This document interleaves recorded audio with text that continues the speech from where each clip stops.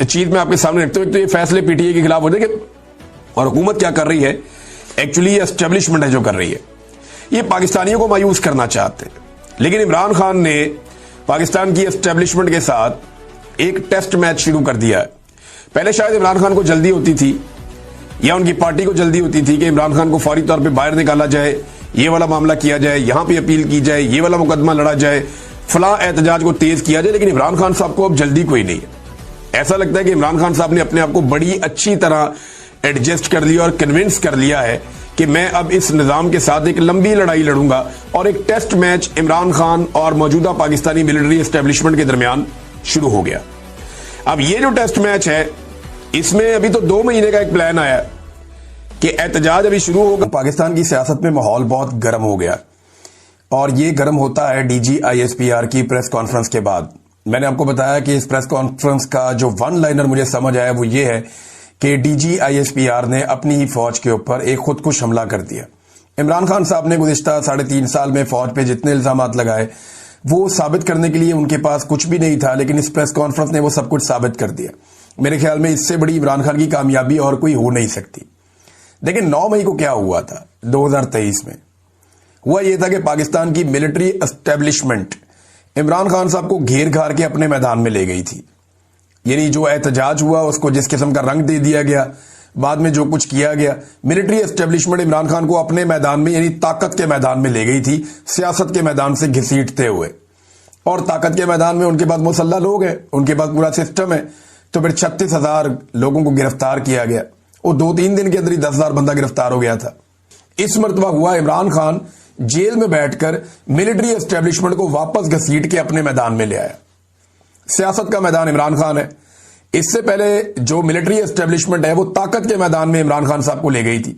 अब इमरान खान वापस घसीट के सियासत के मैदान में मिलिट्री एस्टेब्लिशमेंट को ले आया। ये उसका मैदान है। यहां पे DGISPR ने बहुत बड़ी बड़ी गलतियां कर दी और इन गलतियों को अगर एक लाइन में बयान किया जाए तो वो ये है कि DGISPR साहब ने अपनी फौज पे खुदकुश हमला कर दिया। पाकिस्तान तहरीक इंसाफ जिसकी कुछ हवा कम हुई थी, या पाकिस्तान तहरीक इंसाफ जो मोमेंटम नहीं बना पा रही थी, DG साहब ने कमाल मोमेंटम बनाया। हमने बड़े अरसे के बाद वो मनाजिर देखे जो पहले दिखाई नहीं दे रहे थे।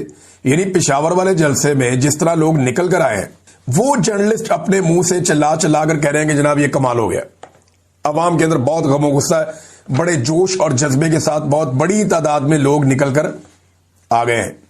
अब लोग निकल कर आए हैं, वहां पे जो तकारीर हुई वो तो एक अलग बात है, लेकिन यहां पे सीखने के लिए कुछ है कि पाकिस्तान तहरीक इंसाफ कितनी मैच्योर हो गई है लड़ाई लड़ते लड़ते, कि तहरीक इंसाफ ने DGISPR को गाली का जवाब गाली से यहां भी नहीं दिया। एक दिन पहले भी गाली का जवाब गाली से नहीं दिया, यहां भी नहीं दिया। लेकिन पब्लिक को तो नहीं रोक सकता ना कोई, पब्लिक के मुंह पे हाथ नहीं रख सकता। जब भी कोई ऐसी बात होती थी तो पब्लिक वही बोल रही थी जो DG साहब बोल रहे थे। अब लोग बड़ों से सीखते हैं। DGISPR ने जो लफ्ज इस्तेमाल किया पूरे जलसे के अंदर लोग उसी लफ्ज से मुखातिब कर रहे थे। ये बड़ा नामुनासिब है जो DG साहब ने काम किया और लोगों को सिखाया। ये नहीं होना चाहिए था, इसकी कोई गुंजाइश पाकिस्तान की सियासत में नहीं होनी चाहिए थी। अब हैरत की बात मुझे यह है कि पाकिस्तान के जितने भी जमहूरे हैं, चाहे वो MKM वाले हों, चाहे वो पीपल्स पार्टी वाले हों, चाहे वो नून लीग वाले हों, चाहे बाकी जमातों वाले हों, ये जमहूरे सारे के सारे आगे प्रेस कॉन्फ्रेंसें कर रहे हैं और इनके ऊपर बेचारों में दबाव डाला गया कि आओ यार आके हमें जो है वो आप कहो आकर के हमने ठीक किया है। तो अब वो जमहूरिये कह रहे हैं जी हम 100% मुत्तफिक हैं, जो DG ने कहा, DGISPR ने जो कहा जी हम उससे मुत्तफिक हैं। ये ना फौज के ऊपर चढ़ाई, फौज के साथ बदतमीजी। इमरान खान कहता है मुल्क भी मेरा, फौज भी मेरी। फौज को तो वो कहता कोई नहीं, वो ये कहता है कि फौज का अपने सियासी और जाती मफाद के लिए इस्तेमाल बंद किया जाए। जिस काम के लिए कौम ने ये फौज पाली है और जिस काम के लिए कौम ने ये फौज रखी है, फौज को सिर्फ वो काम करने दिया जाए। बैरकों में जाने के अलावा और कोई रास्ता नहीं है, या तो मैदान जंग में या बैरक में। यही फौज की ड्यूटी है। या फौज को अगर कहीं बुलाया जाए मदद के लिए तो उनको वो आना चाहिए, बिल्कुल आना चाहिए, उनकी वो आईनी जिम्मेदारी है। लेकिन खुद से वो पॉलिसियां बनाए, इसकी कोई गुंजाइश नहीं है। लेकिन ये सारे जमहूरे बैठ के अब जो है वो टीवी चैनल्स के ऊपर इनको दिखाया भी जा रहा है और जमहूरे बैठे हुए टीवी चैनल के ऊपर बैठ के कह रहे हैं नहीं जी नहीं, ये जो है फौज के साथ लड़ रहे हैं, हम जनाब साथ खड़े हैं। इदारे एक जैसे इस तरह की शक्लें आप अपने साथ खड़ी करेंगे ना, इदारे की भी बदनामी हो जाएगी और काम नहीं बनेगा। क्योंकि इमरान खान का जो फॉलोअर है ना वो बहुत अजीब किस्म का है। मैं अभी जलसे पे नहीं आया, लेकिन ये बड़ी जबरदस्त बात एक औरिया मकबूल जान साहब ने की, क्योंकि उन्होंने बात की है तो ये क्रेडिट उन्हीं को जाता है जिस तरह उन्होंने इसको एक्सप्लेन किया। मामला भी यही है कि इमरान खान का दिफा करने वालों पर सूरज गरूब ही नहीं होता, सूरज गरूब नहीं होता इन पे, जो लोग इमरान खान का दिफा करते हैं। ये कहावत नहीं है, ये हकीकत है। एक तरफ देखें इन्होंने पेड किस्म के बंदे रखे हुए, किसी के 15 फॉलोअर हैं, किसी के 25 फॉलोअर हैं, बस इतना ही है। और वो दिन रात गालम गलोच बदतमीजी वो लोग कर रहे हैं जो पीएमएलएन ने और पीपल्स पार्टी ने या दीगर को इन्होंने, अब तो उन्होंने भी डिजिटल मीडिया अपना एस्टेब्लिशमेंट ने भी बनाया हुआ, ये दिन रात गालम गलोच के अलावा काम ही कोई नहीं कर रहे। गद्दारी के सर्टिफिकेट बांटी जाओ, तू भी गद्दार, तू भी बागी, तू भी गंदा, वो ये है, वो सिक्योरिटी थ्रेट है, और गंदी गालियां वहां बहन, इन्होंने दिन रात एक किया हुआ। और ये सब कहते हैं कि इमरान खान का दिफा करने वालों में प्रॉब्लम यह है कि उधर पैसे खर्च नहीं होते। इमरान खान का दिफा करने वालों पर सूरज ग्रुप नहीं होता। वो चंद घंटे जहर उगलते हैं इमरान खान के मुखालिफिन, फिर गवादर से लेकर गिलगित बल्तिस्तान तक इमरान खान से प्यार करने वाले लोग उठते हैं और इमरान खान के दिफा का परचम थाम लेते हैं। फिर इस परचम का सफर शुरू हो जाता है सूरज के साथ साथ। मशरिक़ वुस्ता में पाकिस्तानी आ जाते हैं, उसके बाद वो ये परचम पकड़ लेते हैं, और उसके बाद यूरोप के लोग इसमें शामिल हो जाते हैं जो पाकिस्तानी वहां पे।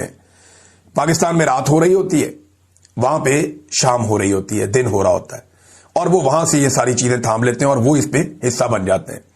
थोड़ी देर के बाद जब वहां पे अंधेरा छा जाता है तो अमेरिका में सुबह हो जाती है, कनाडा में सुबह हो जाती है।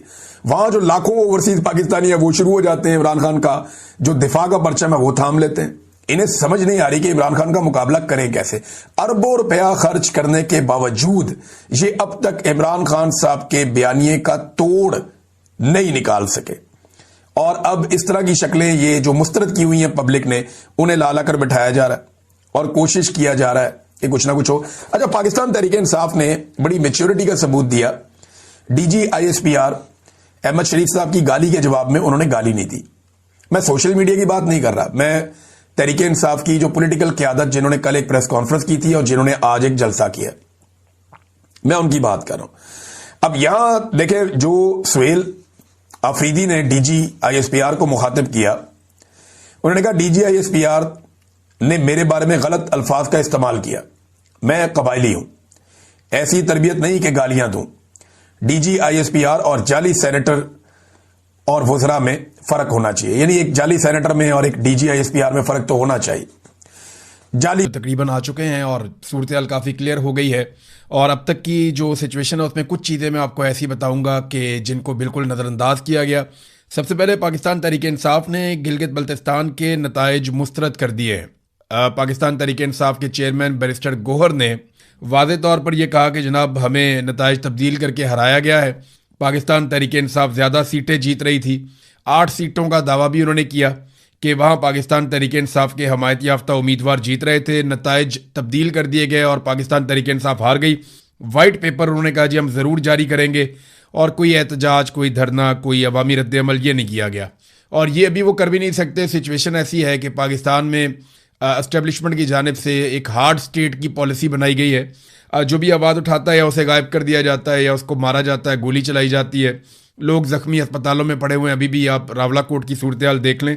तो कोई एहतजाज, धरना या अवामी रद्द-ए-अमल नहीं है, लेकिन अगर 2-3 पॉइंट्स के अंदर सारी सूरत हाल को बयान किया जाए कि गिलगित बल्तिस्तान के इंतखाबात में हुआ क्या और नतीजा क्या निकला, तो नंबर 1 तो यह है कि इमरान खान या कैदी नंबर 804 वो जेल में बैठकर भी भारी है, यानी इमरान खान का वजन कम नहीं हुआ। सियासी नुक्ता नज़र से वो अभी भी बहुत मजबूत आदमी है कि गिलगित बल्तिस्तान जैसे एरिया में बगैर किसी कंपेन के उनकी पार्टी को मौका नहीं दिया गया, फिर भी उन्होंने पूरे इलेक्शन में अपनी एग्जिस्टेंस शो की है, और उनको हटाने के लिए काफ़ी कुछ करना पड़ा एस्टेब्लिशमेंट को और मौजूदा जमातों को। यानी जमात इस्लामी के जो सराजुल हक है उन्होंने बात ठीक की थी कि एक खिलाड़ी के हाथ पीछे बांधकर आप उसके चेहरे पर मुक्के मार रहे हैं और बिलावल आपको शर्म आनी चाहिए, तो ये बात ठीक है। पीपल्स पार्टी और पीएमएलएन को खुला मैदान दिया गया पीटीआई को बाहर करके, और उसका उन्होंने फ़ायदा भी उठाया। तो अब जेल में बैठकर इमरान खान काफ़ी भारी है, उसे बाहर निकालने का रिस्क इस सिचुएशन में तो ना एस्टेब्लिशमेंट ले सकती है ना हुक्मरान ले सकते हैं। नंबर 2 ये है कि एस्टेब्लिशमेंट अभी तक अपनी रविश पे पूरी तरह कायम है। यानी एस्टेब्लिशमेंट ने यह फैसला किया था कि पाकिस्तान तहरीक इंसाफ को सियासत नहीं करने देनी, इमरान खान साहब के लिए कोई गुंजाइश नहीं होगी, तो वो दिखाई दे रहा है।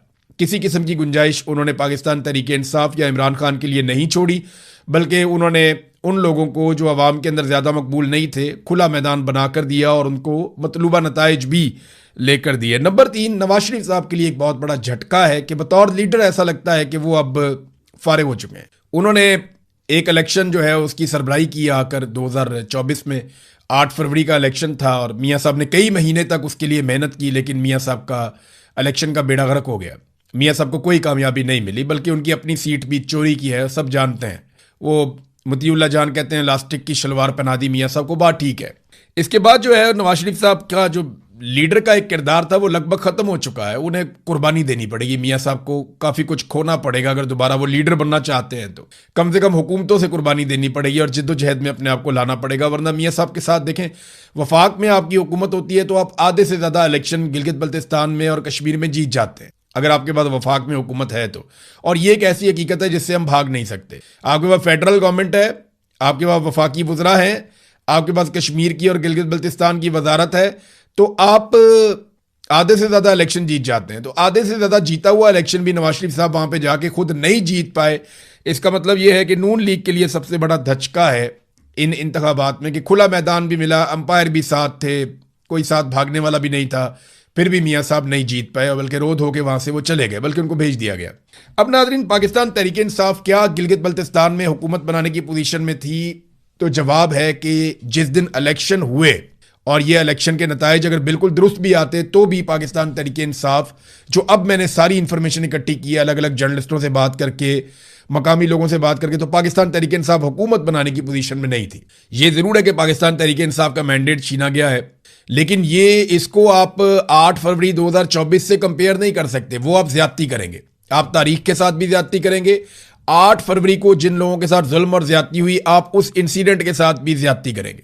आप एस्टेब्लिशमेंट को एक जवाब देंगे और वो ये कहेंगे देखो जी गिलगित बल्तिस्तान में भी ये रो रहे हैं और ये 8 फरवरी को भी रो रहे थे। नहीं, जो डकैती पाकिस्तान की तारीख में 8 फरवरी 2024 को मारी गई ना इलेक्शन में, वो दोबारा नहीं मारी गई और उसका कोई मुकाबला नहीं है। हाँ, उसका एक तसलसल है ज़िमनी इंतखाबात की सूरत में, जिस तरह वो छीने गए वो एक अलग बात है, लेकिन 8 फरवरी का कोई दूसरा नेमुल बदल नहीं है जो कार्रवाई उस दिन डाली गई। यहां पे ना एस्टेब्लिशमेंट ने कुछ नई चीजें सीखी हैं गिलगित बल्तिस्तान के इलेक्शन में। अब वो ये नहीं करते कि इलेक्शन वाले दिन बहुत बड़े पैमाने पर धांधली करें, करते हैं। यहां पे उन्होंने खालिद खुर्शीद की वालदा से जो सीट छीनी, 2 सीटों के बारे में बड़ा कैटेगोरिकली कहा जा रहा है, 2 से 3 सीटें हैं कि वहां पाकिस्तान तहरीक इंसाफ के हमायत याफ्ता उम्मीदवार जीत रहे थे लेकिन उनको हरा दिया गया। लेकिन ये 2-3 सीटें अगर मिल भी जाती तो पाकिस्तान तहरीक इंसाफ की हुकूमत नहीं बन रही थी। ये बात आप ज़हन में रखें, अगर 8 या 9 सीटें पाकिस्तान तहरीक इंसाफ जीत भी जाती तो हुकूमत बनाने के लिए 12 सीटें चाहिए थी।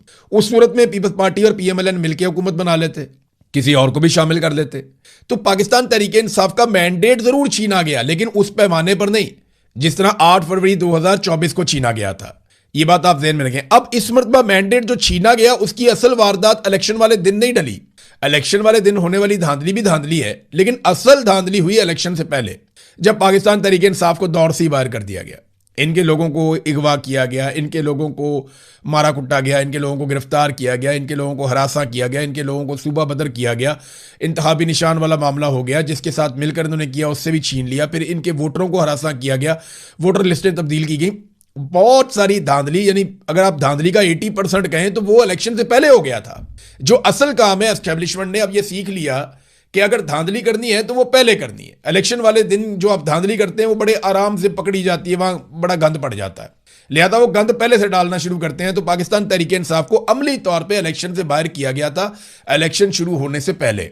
और अगर जो पाकिस्तान तहरीक इंसाफ को ये नताइज पूरे मिल भी जाते तब भी पाकिस्तान तहरीक इंसाफ शायद हुकूमत बनाने की पोजीशन में ना होती। जो मैंने अब तक इतलात इकट्ठी की हैं उनके मुताबिक तो मेरे पास ये है। तो प्री पोल रिगिंग ही असल रिगिंग थी और PTI को अपना मौक़िफ़ खराब नहीं करना चाहिए। नून लीग को वफाक में होने के बावजूद वोट नहीं पड़े, पीपल्स पार्टी जो है उसने वोट लिए हैं और उनकी एग्जिस्टेंस है उनकी। उसकी वजह यह है कि जुल्फ़िकार जी भुट्टो हो या बेनज़ीर भुट्टो हो, माजी में इन्होंने गिलगित बल्तिस्तान के लिए काम किया था, गिलगित बल्तिस्तान की शनाख्त के लिए भी इन्होंने काम किया था। बिलावल ने उसका फ़ायदा उठाया। बिलावल ने जिन चीज़ों का फ़ायदा उठाया मैं आपको बताता हूँ। नंबर 1, बिलावल को इस बात का फ़ायदा हुआ कि PTI मैदान से बाहर है, वो आकर खुलकर मुकाबला नहीं कर सकते, उनके हाथ बंधे हुए हैं। नंबर 2, बिलावल ने फायदा उठाया कि वफाक में नून लीग की हुकूमत है जो इंतहाई गैर मकबूल है, उनका बेड़े ही गर्क हो गया और उनके पास अवाम को बताने के लिए कोई बयानिया ही नहीं है। तीसरा, बिलावल कुछ हद तक ये बावर करवाने में कामयाब हो गया कि वो अपोजिशन का आदमी है, वो हुकूमत में नहीं है, और हुकूमत पे तनकीद करके उसने लोगों को अपने साथ मिला लिया। और चौथा, उसको फायदा जो पीपल्स पार्टी की ऑलरेडी एग्जिस्टेंस थी गिलगित बल्तिस्तान में, तो बिलावल ने इन सारी चीज़ों को इस्तेमाल किया पीपल्स पार्टी ने, और मिलजुल कर उन्होंने इलेक्शन लड़ा और उन्होंने अपनी सीटें निकाल दी। अगर आप धांधली कहें भी तो भी सबसे बड़ी पार्टी पाकिस्तान पीपल्स पार्टी ही बनी है वहां पे। मुकम्मल ठीक भी हो जाता तो बड़ी पार्टी ना भी बनती तो ये मिलकर हुकूमत बना लेते। तो ये नाज़रीन गिलगित बल्तिस्तान का इलेक्शन था। अब आ जाएं कश्मीर वाली सूरत हाल में। कश्मीर में ना अब एक नेक टू नेक सिचुएशन बन चुकी है, दो चीज़ें आमने सामने। नंबर एक बड़े क्रैकडाउन की तैयारी की जा रही है जिसमें जॉइंट अवामी एक्शन कमेटी के लोगों को गिरफ्तार किया जाएगा या लापता किया जाएगा। उनसे जुड़े हुए जितने मेन लोग हैं जो करता धरता हैं अलग अलग बाजारों में, अलग अलग इलाकों में, उनको गिरफ्तार किया जाएगा, उनको हिरासत में लिया जाएगा और बड़े पैमाने पर गिरफ्तारियां होंगी, जबरी गुमशुदगियां भी होंगी। ये चीज़ें आने वाले दिनों में सामना करना पड़ेगा। जो सहाफ़ी वहाँ खबरें देते हैं, देखें बहुत सारे सहाफ़ी जो है वो सिस्टम के साथ चलना पसंद करते हैं और अगर उनके दिमाग और दिल में ये बात होती भी है कि ये गलत हो रहा है तो वो बहुत शुगर कोटेड किस्म की खबर देते हैं जिसका कोई फ़र्क नहीं पड़ता। तो वो मैनेज कर लेते हैं, ऐसे माहौल में रह रह के सहाफ़ी ये सीख लेते हैं कि उन्होंने सर्वाइव कैसे करना है। लेकिन वो सहाफ़ी जो डिजिटल मीडिया पे हैं या कहीं और हैं, तो वो जब खुल के बात करते हैं तो उनकी भी लिस्टें हैं, उनके ऊपर भी छापे मारे जा रहे हैं। 3 ऐसे जर्नलिस्ट हैं जिनके घरों पे छापे मारे गए हैं आज़ाद कश्मीर में। सोराब बरकत को पहले ही गिरफ्तार कर लिया गया है। सोराब बरकत के ऊपर इल्ज़ाम क्या है कि जनाब जो कलदम तंजीम करार दी गई है उसके हवाले से ये खबरें दे रहे थे। देखिए